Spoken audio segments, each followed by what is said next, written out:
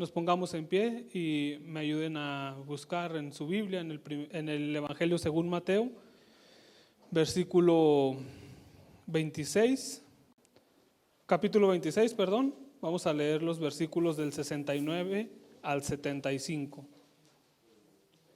Evangelio según Mateo, capítulo 26, de los versículos 69 al 75. Cuando lo tenga me indica con un amén. Amén. Ahora, espérenme porque se me fue a mí el separador de mi Biblia y ya estoy llegando.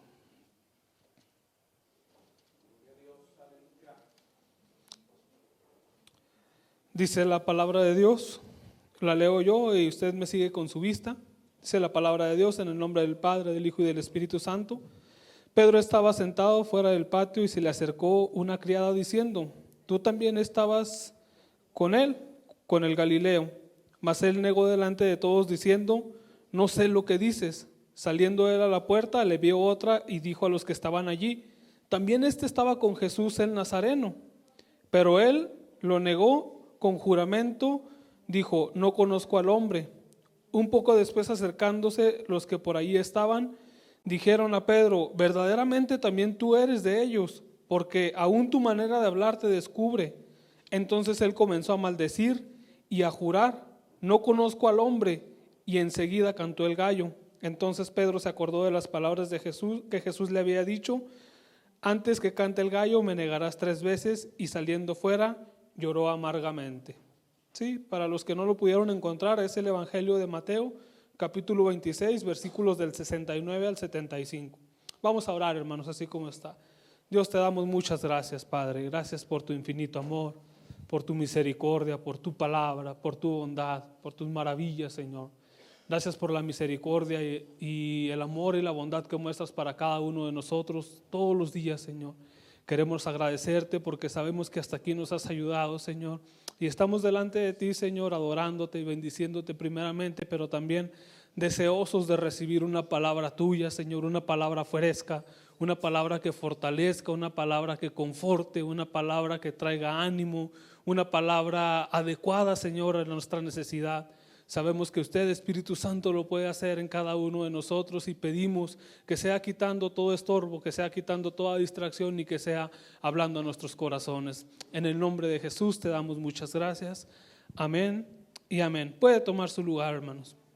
Este pasaje es un pasaje bastante interesante y es un pasaje que regularmente presenta una ligera mancha para algunos en la carrera o en el historial de Pedro, ¿no?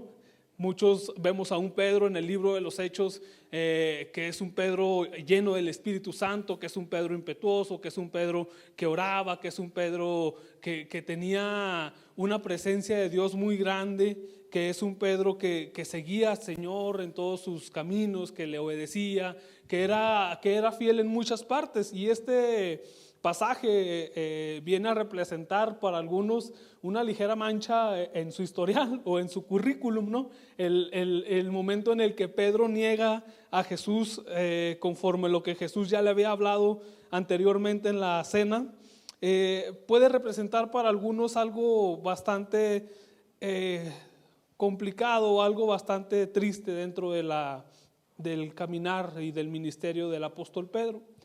Pero algunos otros lo ven con buenos ojos y con ojos de realidad, con ojos de conciencia, de saber que cada uno de nosotros, tanto como los apóstoles, como cada uno de nosotros, estamos propensos a tropezar, estamos propensos a cometer errores, estamos propensos a cometer faltas. Y en ese optimismo algunos de ellos utilizan el pasaje de Pedro para ejemplificar que los apóstoles también eran hombres como nosotros, que los apóstoles también eran como nosotros y que si eran como nosotros, quizás en algún momento también nosotros podemos llegar a ser como ellos. Hablan aquí a ellos que son más optimistas. Y quisiera contarle una historia, hermanos, con respecto a algo que pasó en la semana que trae a colación todo lo que vino a mi mente para preparar este mensaje. En uno de los transcursos que yo hacía rumbo al trabajo, me acuerdo que iba a dejar a Claudia, vi un carro de una marca muy lujosa llamada BMW, un auto muy bonito, Era un auto blanco de modelo muy reciente, me atrevo a decir que era entre el 2019 al 2022. Una marca que se caracteriza por el lujo y por la deportividad en sus vehículos. Era un auto que tenía un valor, me atrevo a decir, por encima de los 700,000 pesos, aproximadamente, en lo poco que sé de autos. Y a mi parecer era un auto muy bonito, que siempre me ha gustado sus líneas, su forma, lo deportivo que es, y en lo personal siempre me ha agradado a mí ese auto.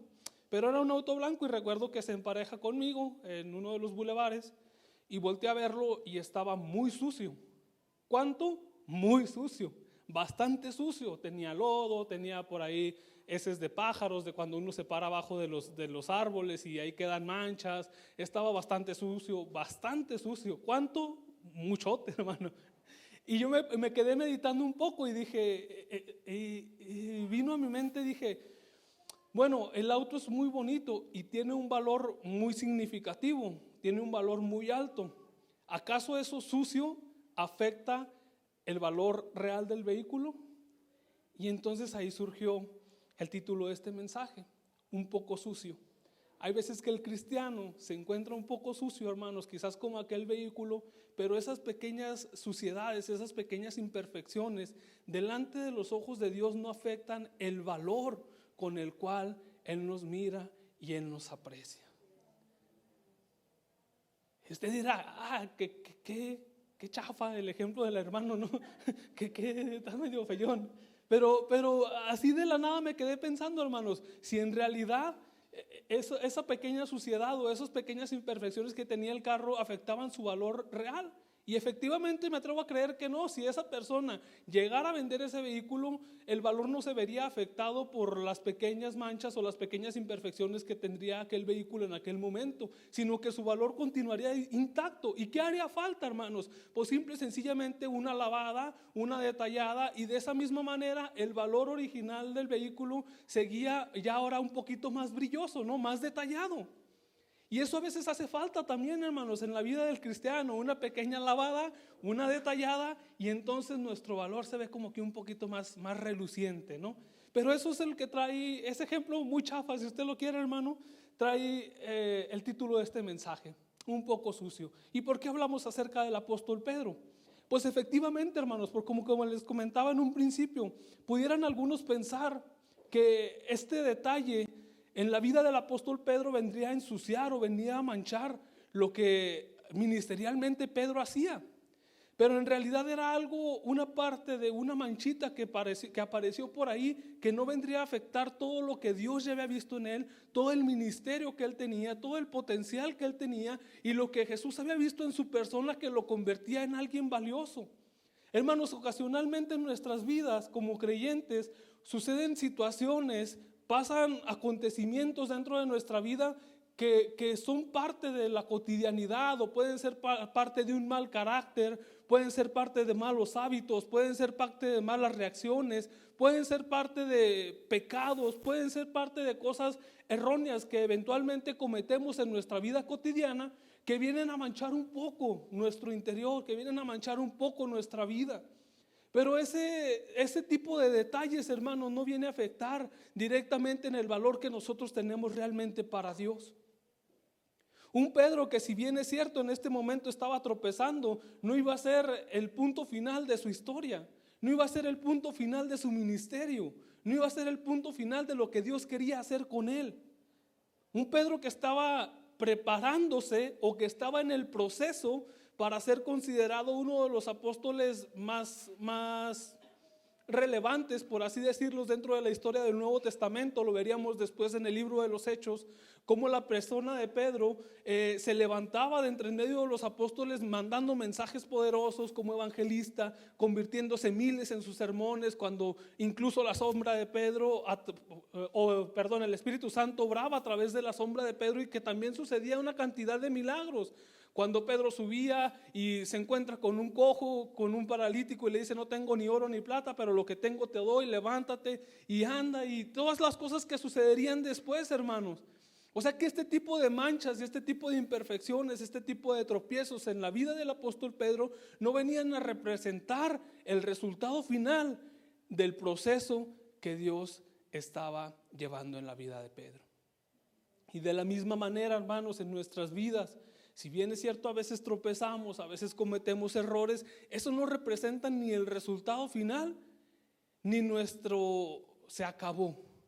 Todo va a depender de nosotros. Ojo, con esto no voy a hacer un sermón, hermanos, en defensa al pecado y al libertinaje, pero sí quisiera establecer que la misericordia y la gracia de Dios nos abrazan en los momentos difíciles, nos abrazan en los momentos de prueba, nos abrazan en los momentos de tropiezo, nos abrazan en nuestros momentos de debilidad, en nuestros momentos de flaqueza, y Dios puede restaurar ese valor total que tenemos ante sus ojos. Así que, hermano, yo quisiera darle 3 situaciones en las cuales a veces el creyente se encuentra un poco sucio. La primera situación es cuando el creyente llega a fallar en sus promesas a Dios. En el contexto posterior del pasaje se nos habla cuando Cristo iba a ser entregado, en algunos versículos atrás, y en la última cena Pedro impestivo, Pedro temperamental, un Pedro arrojado, se acerca con el maestro y le dice: no, yo no voy a dejar que te capturen, yo voy a ir contigo hasta la muerte, yo voy a hacer todo lo que esté posible, yo voy a estar siempre a tu lado. Y Jesús le dice: Pedro, de cierto te digo que antes de que cante el gallo me habrás negado 3 veces. Pero en ese momento, hermanos, Pedro estaba prometiendo algo a Jesús. Le estaba diciendo: yo siempre voy a estar contigo, yo te voy a apoyar, yo te voy a seguir, yo te voy a defender, yo te voy a respaldar, yo voy a estar contigo incluso aunque me cueste la muerte. Por lo cual podemos establecer que Pedro estaba haciendo una promesa personal directamente a Jesús. ¿Y cuántos de nosotros, hermanos, no hemos elevado promesas de algún otro tipo a nuestro Dios? Señor, ahora sí voy a ir a todas las oraciones. Señor, ahora sí voy a leer mi Biblia. Señor, ahora sí voy a asistir a la dominical. Chin, yo tampoco asisto, hermanos, discúlpenme. Batallo ahí también en ese aspecto.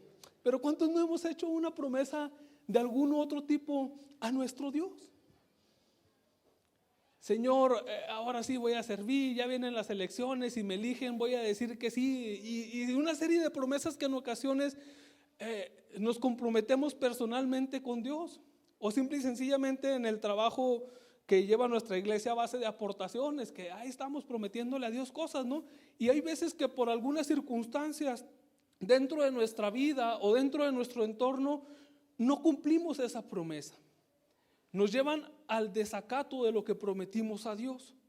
Nuestro temperamento, las circunstancias, las situaciones, algunas cosas que pudieran llegar a pasar, nos orillan o nos orillamos nosotros mismos y no cumplimos esas promesas. ¿Y qué pasa con algunos, hermanos? Algunos de nosotros en este punto nos sentimos indignos. Y llegamos al punto de decir: bueno, ya no voy a ir pues a la oración, pues es que ya siempre le fallo a Dios. No, pues ya no oro, si ya de todos modos nunca oré, pues ya para qué oro hoy. Y en ese momento, hermanos, en los momentos en los que fallamos como creyentes, en los que faltamos a nuestra palabra, en los que fallamos a nuestra promesa, pudiéramos llegar a sentirnos de alguna manera inmerecedores de la gracia y de la misericordia de Dios.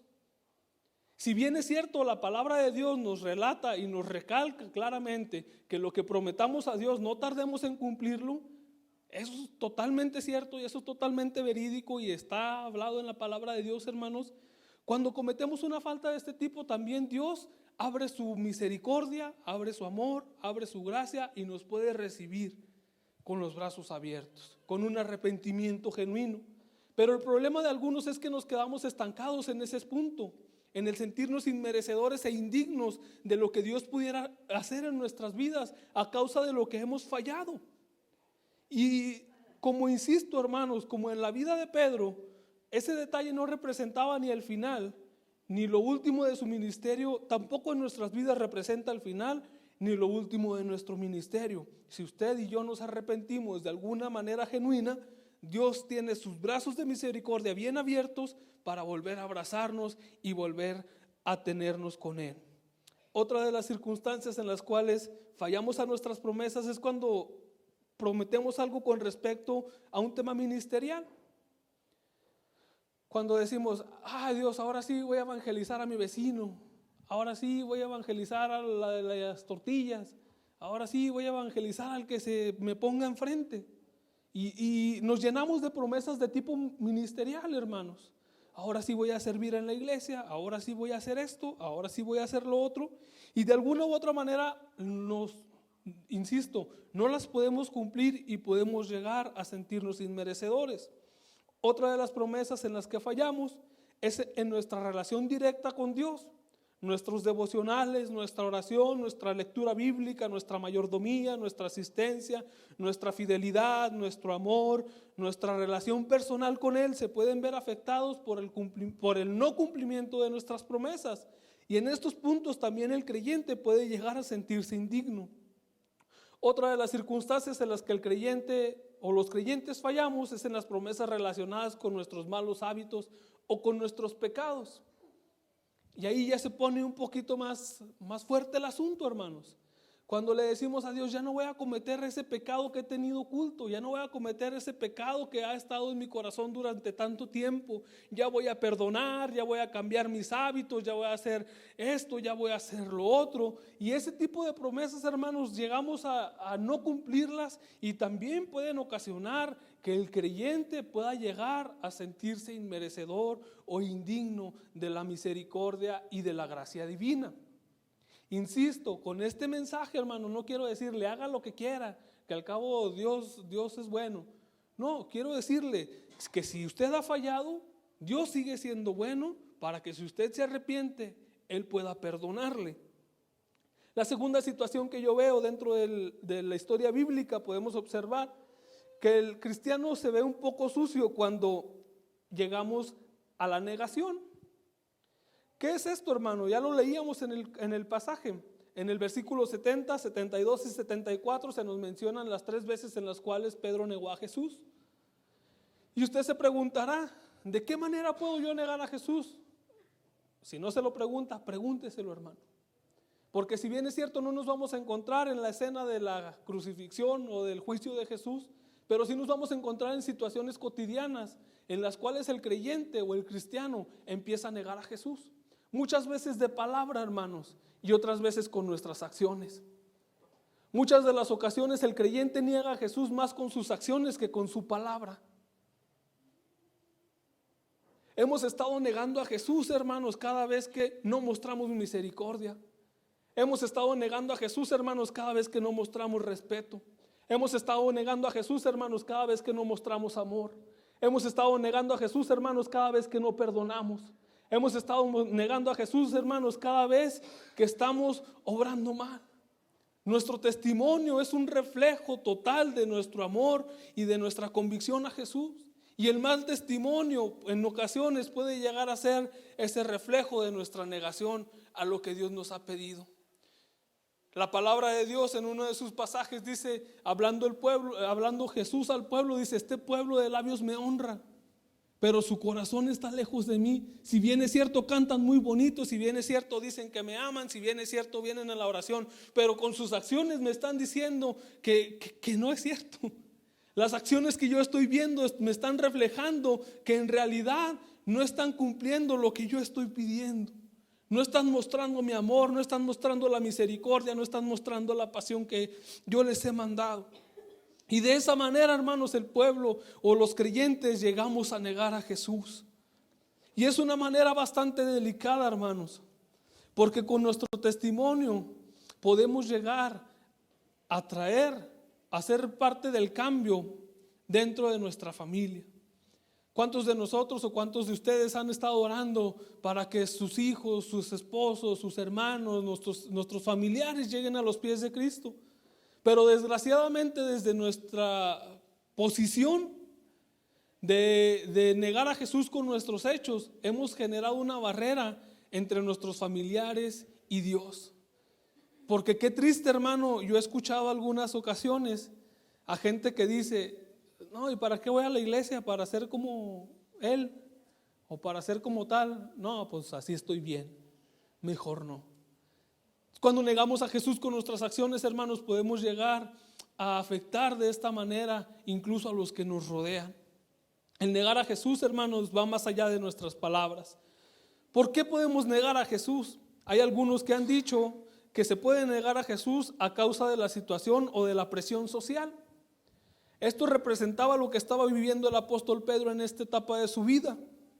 algo que venía como una presión social en donde el pueblo de los seguidores de Jesús más bien estaban siendo perseguidos y estaban siendo emboscados y estaban buscándolos para llevarlos a un juicio malo, en el cual se vería perjudicada su vida, en el cual se verían perjudicadas muchas cosas. Esa misma presión que había en aquel entonces llevó a Pedro o lo orilló a que pudiera negar a Jesús. Y usted dirá, ok, en México no hay persecución, hermanos, pero las ideologías de género, todo lo que se está levantando en este tiempo, va a representar una presión social para que en un futuro no muy lejano el pueblo de Dios vaya a querer darle la espalda a Jesús. Aquellos que no son verdaderos creyentes van a negar a Jesús a causa de la presión social que se va a venir sin ser fatalistas o que se puede venir con las nuevas ideologías que están surgiendo. Y esto pasa más en los jóvenes. Algunos de los jóvenes o de nuestros jóvenes o también de los adultos en nuestra área de trabajo, para los jóvenes en su escuela, en nuestra área de trabajo llega a haber una presión social del tipo: no quiero ser el raro, no quiero ser al que todos pregunten, o no quiero ser al que todos le digan cosas, o al que todos le hagan bullying, o al que todos le hagan mofa, o al que todos le hagan burla. Y en base a eso, hermanos, a esa presión que existe, podemos llegar a negar a nuestro Jesús, no diciendo que no lo conocemos, pero simplemente no compartiendo de la palabra de Jesús. ¿Para qué? Para resguardarnos nosotros mismos de no ser blanco de las burlas o de ser blanco de las críticas. Y de esa manera también el creyente puede llegar a negar a Jesús, hermanos. De esa manera también el pueblo de Dios puede llegar a darle la espalda a Jesús a través de la presión social, y lo negamos a través de nuestras acciones. El siguiente aspecto que yo puedo ver, hermanos, como aspecto número 3, es que cuando negamos a Jesús, o que nos vemos un poco sucios cuando retrocedemos en nuestro llamado. Ok, esto viene un poquito diferente a lo del primer punto. Dice la palabra de Dios en el contexto posterior, hablando acerca de Pedro, que desde ese momento salió, lloró amargamente y se fueron los discípulos, algunos de los discípulos y él, a esconderse a causa de la presión que se estaba viviendo. Y algunos predicadores hablan acerca de cuando Pedro regresa a pescar, que vuelve a su sitio conocido, que algunos dicen que vuelve atrás, que algunos dicen que retrocede un poco al llamado que Jesús le había hecho, y que después Jesús lo tiene que encontrar de nuevo haciendo un milagro de multiplicación para poderlo llamar al ministerio de nuevo. Pero mediante esto, hermanos, podemos ver que en la vida del creyente también podemos vernos un poco sucios cuando nos llegamos a negar al llamado o al ministerio que Jesús nos está dando. El decir: yo aquí estoy cómodo en la silla, yo aquí estoy cómodo, no salgo a predicar, yo nomás vengo los miércoles y los domingos, no visito los centros de rehabilitación, yo no evangelizo, yo no soy partícipe de los programas que hace la iglesia para poder evangelizar a los demás. Yo no quiero servir en un ministerio en una directiva. Yo no quiero servir en un ministerio para dar clases. Es que imagínense preparar una clase para los niños.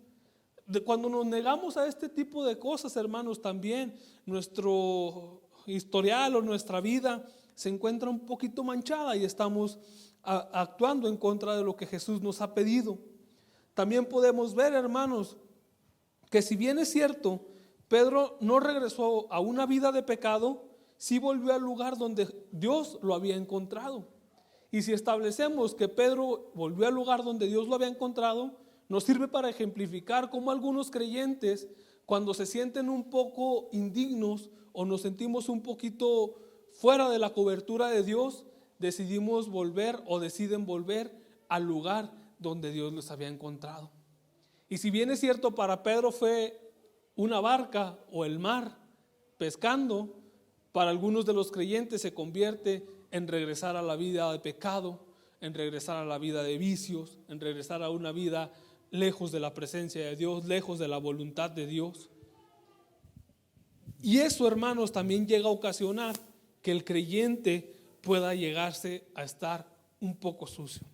Cualquiera que sea el caso de nosotros como creyentes y como cristianos, si bien es cierto podemos haber faltado alguna promesa, si pudimos haber negado a Jesús o si pudimos haber vuelto atrás, yo quiero decirles, hermano, en esta tarde que Jesús aún tiene una oportunidad para nosotros, para que podamos arrepentirnos, y aunque nos encontremos un poco sucios, como lo mencionaba en el inicio del sermón, nuestro valor, hermanos, el valor que Dios ha puesto en nosotros no se va a ver afectado por lo que hemos pasado o hemos fallado. La gracia y la misericordia de Dios van más allá de nuestros errores. La gracia y la misericordia de Dios van más allá de nuestros pecados, y la gracia y la misericordia de Dios van más allá de nuestras faltas. Insisto, no es un sermón para que salgamos de aquí diciendo que vamos a hacer lo que queramos, pero sí es un sermón para que Dios hable a tu corazón, a nuestro corazón esta tarde, y nos diga que si bien es cierto, podemos estar un poquito sucios, seguimos teniendo el mismo valor para Dios. ¿Y cuál es el valor que tenemos para Dios, hermanos? Valemos tanto, hermanos, para Dios, que envió a su unigénito Hijo. Valemos tanto, hermanos, tenemos un precio de sangre incalculable e inigualable. El valor que Dios ha visto en usted y en mí va más lejos de lo que podamos imaginar. Dios nos dice que somos nación santa, que somos real sacerdocio, que somos sus hijos, que somos pueblo escogido, que somos pueblo adquirido, que hemos sido llamados hijos de Dios, que somos la niña de sus ojos. Cuántas y cuántas expresiones podemos ver dentro de la palabra de Dios hablando acerca de lo que Dios ve de valor en cada uno de nosotros. Si no fuéramos valiosos, hermanos, pues créanme lo que no estaríamos aquí. No tendría sentido que estuviéramos predicando. No hubiera tenido sentido que Cristo hubiera muerto por nuestros pecados. No tendría sentido un plan de restauración para la humanidad. No tendría sentido un plan de salvación. No tendría un sentido un plan de vida eterna para el creyente. Si no fuéramos valiosos, hermanos, no tendría sentido nada de lo que estamos haciendo. Si no fuésemos valiosos, Dios no se preocuparía en cuidar nuestro calzado, en cuidar nuestro sustento, en cuidar nuestra salud, en cuidar nuestra vida, en tener una palabra para nosotros cuando la necesitamos, en tener una relación personal con Él. Desde el momento en el que Dios abrió la puerta, hermanos, para que podamos acceder a tener una relación personal con Él, vemos lo valiosos que somos. Somos tan valiosos, hermanos, para Dios, que podemos llegar a tocar su corazón, que podemos llegar a sentarnos a la mesa con el más importante de todo el universo, hermanos, con la persona o con el ser más importante de toda la historia de la humanidad.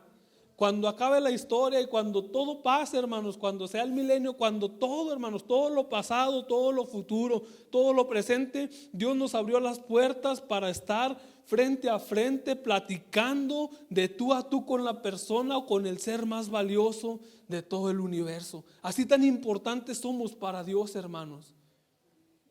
Para algunas personas dentro de una posición social podemos ser no importantes y no recibirnos en su casa. Les aseguro que si vamos a la casa del gobernador, hermanos, pues pocos vamos a poder ser recibidos. ¿Por qué? Porque no somos personas de importancia para Él. Pero para nuestro Dios representamos una importancia. Y si vamos hacia sus atrios y si nos postramos ante Él, podemos acceder a su misma presencia. El desenlace de esta historia, hermanos, nos lleva a saber algo bastante maravilloso. En Juan capítulo 21 nos muestra cuando Jesús aparece a Pedro y a los que estaban pescando de nuevo, y dice que aparece en las orillas, y en algún momento dado los discípulos lo ven y Jesús les hace un llamado y ellos dicen: wow, ¿quién es este hombre? Y de la misma manera en la que fue llamado Pedro en un inicio con un milagro de multiplicación, dice la Biblia que no habían pescado nada los discípulos hasta este entonces, y Dios les dice que vuelvan a echar la red, atraen gran cantidad de peces, y les llama a Jesús a que vengan hacia la orilla del lugar en donde estaban, y tenía preparadas unas brasas. Parafraseando o haciendo un poco referencia a lo que el versículo dice. Y dice que Jesús en ese momento se encuentra con Pedro. prepara ahí algo de comer y en un momento determinado lanza a Jesús las preguntas valiosas, ¿no? Y le dice: Simón, ¿me amas? Y Pedro le dice: sí, Señor, sabes que te amo. De nuevamente vuelve a preguntar Jesús: Simón, ¿me amas? Sí, Señor, sabes que te amo. Simón, ¿me amas? Señor, tú lo sabes todo. Y Jesús le dice: entonces apacienta mis ovejas. Un poquito hablando acerca de lo que el pasaje dice, no textualmente, pero sí un poco la esencia de lo que el pasaje nos relata. Y de esta manera, hermanos, podemos ver que si bien es cierto, la vida de Pedro o la carrera de Pedro o el peregrinar de Pedro se ve visto un poco manchado por la situación que había sucedido anteriormente con la negación, vemos a un Jesús que cuando se presenta a Simón lo trata con una manera sutil y hasta cariñosa, hermanos. Lo atrae a su presencia de nuevo, platica con él, no le reclama, hermanos, no hace referencia al problema o al error de Pedro, no hace referencia a la falta o a la falta de compromiso de cumplir sus promesas de Pedro, todo lo que pudiéramos establecer, sino que lo atrae hacia su presencia y empieza a charlar con él. Y de alguna u otra manera Pedro empieza a mostrar su corazón en esa charla. Señor, sabes que te amo. Señor, es que sí, Señor, fallé, pero sabes que yo te amo. O sea, Pedro estaba revelando su corazón. Pedro estaba consciente de su error. Pedro estaba consciente de lo que había hecho. Pero en esa charla con Jesús, Pedro mostraba su corazón. Pedro le decía: sí, Señor, es que te amo. Pedro, me amas, tú sabes que te amo. Y por último, hermanos, al no poder convencer, por así decirlo, a Jesús le dice: Señor, tú lo sabes todo. Tú sabes lo que hay en mi corazón, tú sabes por qué lo hice, tú sabes mis motivaciones, tú conoces todo de mí, a ti nada te puedo esconder. Y Jesús le dice: entonces apacienta mis ovejas. Y aquí está lo bonito, hermanos, de esta situación, que Jesús no le reclama, Jesús no le reprocha, sino que Jesús lo restituye su llamado. Lo vuelve a poner en la línea, hermanos. Le vuelve a dar el voto de confianza. Le vuelve a fortalecer el ánimo. Le vuelve a fortalecer la mentalidad. Vuelve a poner su confianza en él, hermanos. Lo vuelve a impulsar a decirle: Pedro, adelante. Continúa, para esto te he llamado. Apacienta mis ovejas. Si bien es cierto, ha habido un error. Dios, hermanos, estaba volviendo a poner a Pedro en la línea de batalla. Dios no había cortado a Pedro, hermanos. Dios no fue como que dijo: bueno, ya falló, queda fuera de los planes. No, hermanos. Dios volvía a restituir el ministerio y lo que quería hacer en la vida de Pedro. Yo no sé qué, hermanos, que hayamos estado viviendo o en que usted pudo haber o no faltado o sentirse un poquito sucio, como así lo llama el mensaje. Pero lo que sí le puedo decir, hermanos, es que Dios no lo ha cortado de sus planes. Es que Dios no lo ha cortado de su propósito. Es que Dios sigue teniendo un propósito y un plan para su vida. Es que Dios sigue teniendo algo con usted. Y por eso Dios ha estado hablando a su corazón constantemente y ha estado hablando a través del Espíritu Santo y le ha estado haciendo sentir en su interior que las cosas no han marchado bien. Pero si usted y yo, hermanos, en esta hora nos presentamos ante Dios como Pedro, con un corazón transparente, diciéndole: Señor, sabes que te amo. Señor, he cometido muchas faltas. Quizás he fallado a mis promesas, quizás te he negado, quizás he querido volver atrás, pero tú sabes que te amo. En este momento yo puedo decirte: te amo, Señor. Si usted y yo nos presentamos de esta manera, hermanos, Dios, téngalo por seguro, nos va a abrazar, nos va a tocar y nos va a hablar y nos va a restituir como lo hizo con Pedro. Yo lo creo así, hermanos.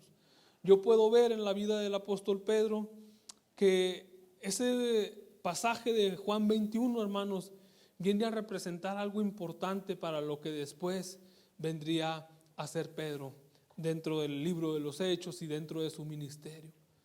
Ese encuentro con Pedro, hermanos, y Jesús en ese momento era crucial para que Pedro pudiera sentir de nuevo que era parte de los planes de Dios y que pudiera continuar adelante.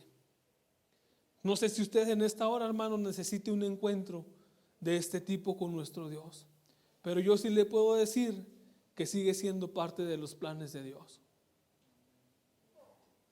Espero con este mensaje no entrar en controversia por el tema del libertinaje o no libertinaje, pero sí le puedo decir, hermano, que haya pasado lo que haya pasado, Dios le puede perdonar y Dios sigue teniéndolo en sus planes, hermano. Y por eso era importante que llegara el mensaje a nuestros oídos, este mensaje el día de hoy. Puede ponerse de pie, hermanos.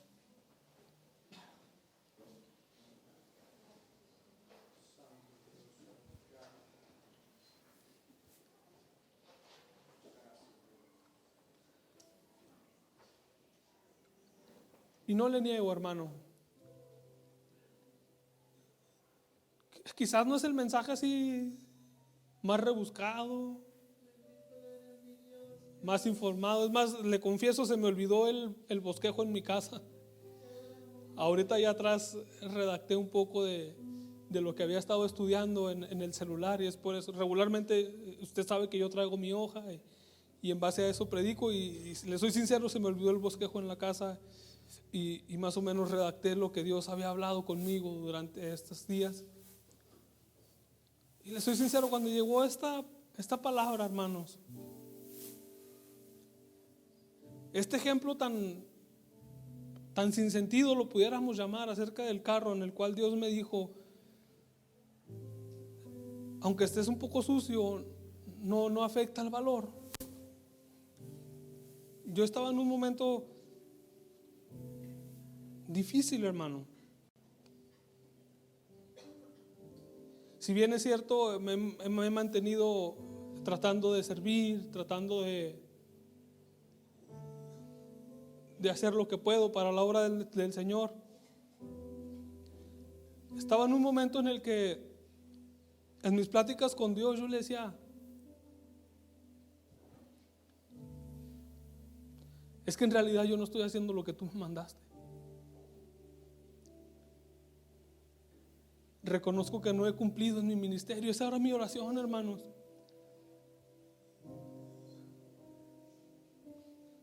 Reconozco que falto en esto, reconozco que falto en lo otro, que he cometido este error, que he cometido este otro error. Y fueron, no sé, unas 2 semanas, yo creo, más o menos, entre ese sentimiento bastante difícil en mi persona, y que yo venía y daba clases, y que yo venía, incluso en ese periodo complicado, me tocó predicar el domingo, el último domingo que prediqué, y lo hice con mucha pasión, con muchas ganas. Considero que Dios habló a nuestras vidas en ese mensaje, pero de todos modos en mi corazón venía batallando ya por algunos días. Y dentro de ese batallar, hermanos, el enemigo se estaba metiendo a mi mente y estaba teniendo ideas bastante absurdas, como el creer que Dios no podía restituir mi ministerio, como el creer que todas las promesas que Dios me había dado no se iban a cumplir, como el olvidar, hermanos, las palabras que Dios me hizo cuando me llamó. Y yo siempre lo había dicho. Y yo decía, es que estar en la guitarra no es mi ministerio, no es lo que Dios me llamó, siempre lo creía. Pero cuando volteo, hermanos, y veo ese carro y les digo, aunque sea muy simple, de pronto viene esa palabra a mi corazón, a mi vida, de parte de Dios, diciéndome, ¿verdad que aunque el carro esté sucio no afecta su valor? Y por suerte iba llegando a mi casa y tenía que abrir yo el negocio. Y recuerdo que nada más me senté en el sillón y empecé a platicar con Dios. Y Dios me hacía sentir, hermano, lo que yo le digo en esta noche. Sigue siendo parte de los planes de Dios. Dios me decía, sigues estando en mis planes. De ti depende. Eso siempre me lo ha dicho Dios, hermanos. Depende de ti. Si tú no quieres, no. Pero recuerdo que ese día ahí en el sillón de mi casa Dios me decía, depende de ti. Pero de mi parte, sigues estando en mis planes.